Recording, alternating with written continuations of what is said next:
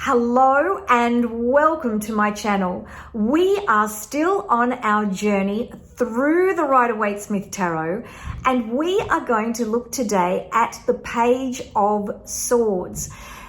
Royal Arcana cards are a little bit different.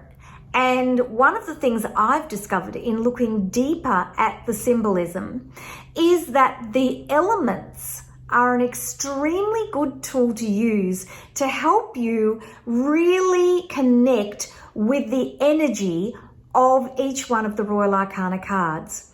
So we can't talk about numerology, which is very powerful, particularly in the Minor Arcana. We can't talk about numerology because there is no numerology with Royal Arcana cards, but we can talk about elements. We can talk about the Kabbalah, also the astrology and tarot timing, which is extremely significant with this page. So if you'd like to connect with your tarot deck, let's have a deeper look at the Page of Swords. So let's have a look at the Page of Swords. We always look for the Golden Dawn symbolism. I always talk about Golden Dawn symbolism with the cards because that is the symbolism that Pamela Coleman Smith and Arthur Waite used when they created the Rider-Waite deck. And anyone telling you that that's not, that you can just have any symbolism you like are telling little porky pies, because I'm not quite sure how you think you could have any symbolism you like when a deck is so clearly structured around this Golden Dawn symbolism. So, the Princess of the Rushing Winds and the Lotus of the Palace of the Air. So we've got a very airy title, a very grand title for this card. And when I find out more about how the Golden Dawn came up with these titles for the cards, I will certainly do a video about it. If you know anything about how the Golden Dawn came up with the titles for the cards, other than them reflecting the meanings of the cards, I would love to know, because I haven't been able to find much about it. And there certainly isn't any descriptions in the book T. All of the titles are there, but I couldn't find any descriptions about why the titles are as they are. So we can look at the Kabbalistic meaning, but actually the best meaning to look at is the elements. I find the elements extremely helpful in understanding these cards, or the Royal Arcana cards, because they're complex. When they're in a reading, often you don't know what to do with them. Are they people? Is it just the feeling of the card? How do you sort of read them? And I find the elements really give you a sense of what's going on in the card, and that can be extremely helpful in terms of your interpretation. So all pages in the Rider-Waite deck, and in fact in the Golden Dawn Tarot as well, are earth. All knights are air, all queens are water, and all kings are fire. Then they blend with the Minor Arcana suit, or elemental attribution of the Minor Arcana suit that they are in. So, for example, with this one, air and earth, which neutralize each other and create a disruption. And you can see in this card, the princess, we think of pages as feminine energy. The princess lacks stability, and she's swooshing her sword around everywhere, which is about having an immature way of expressing herself.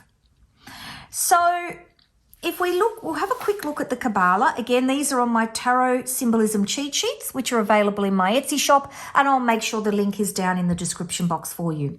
The 4 pages are placed on the Kingdom Seraphot, which is down here at the bottom, Malkut, which is about the completion of our journey, the expression of our divine energy, and where our spirituality takes form. So again, these are the cards that are at the ending of our spiritual journey, even though they're young, feminine, immature cards. And this is why I think the classical elements are excellent in understanding the meaning of the card.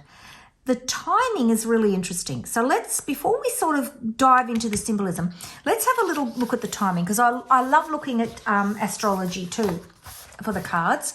So the timing is interesting. The ace rules through the page.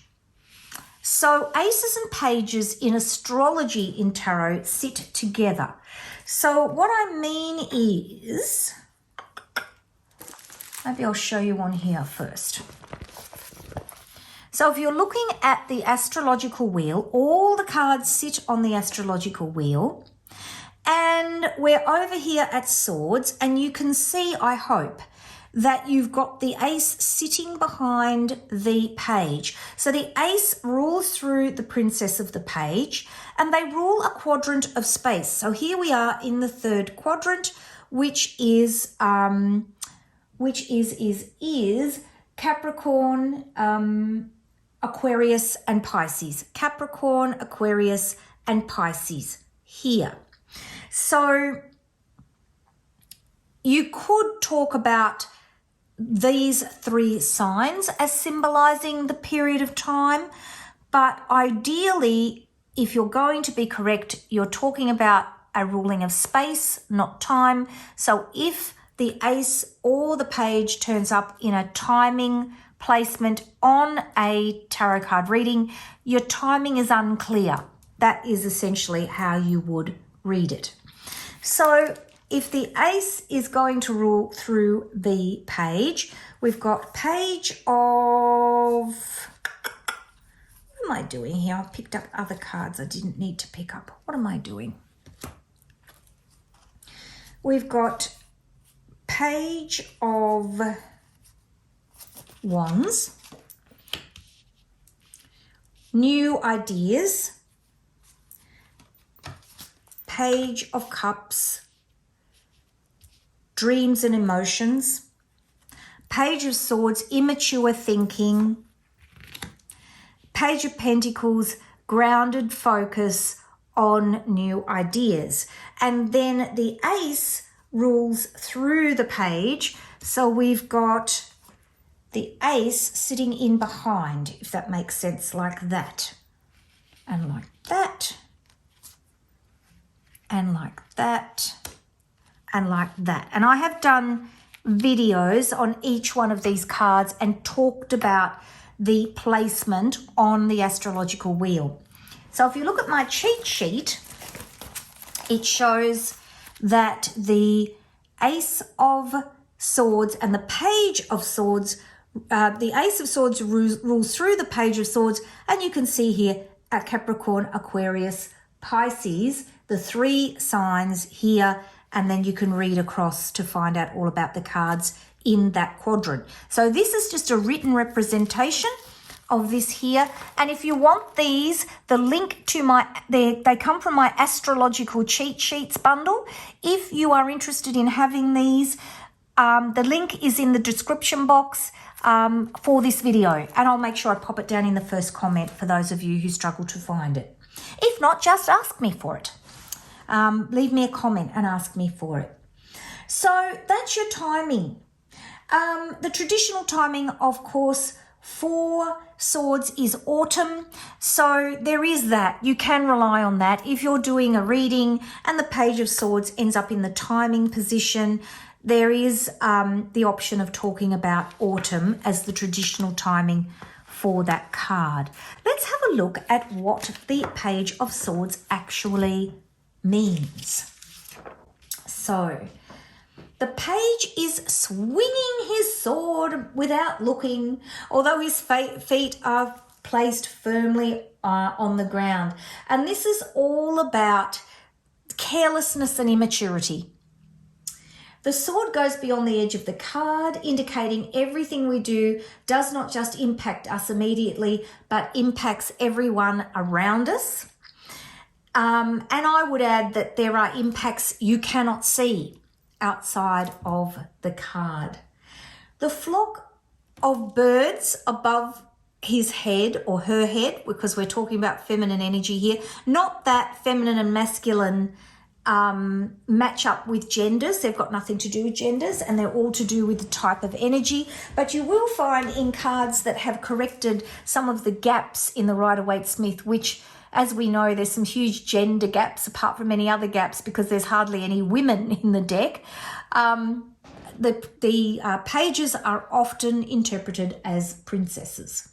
So the birds across the top symbolize positivity and creative thinking and potential. So it's there. You just have to slow yourself down and stop being so careless. The green, again, growth, nature, nurturing, showing potential. The white clouds symbolize this innocence and naivety. But the blue sky indicates that there is a clear way ahead. You're not in confusion here. You're just careless. And with careful clarity and calmness and reflection and taking your time, you will work your way through this. It's not an ongoing confusion like we see in some of the cards. Red and yellow symbolism, of course, is enthusiasm. The red shoes talk about needing to be grounded.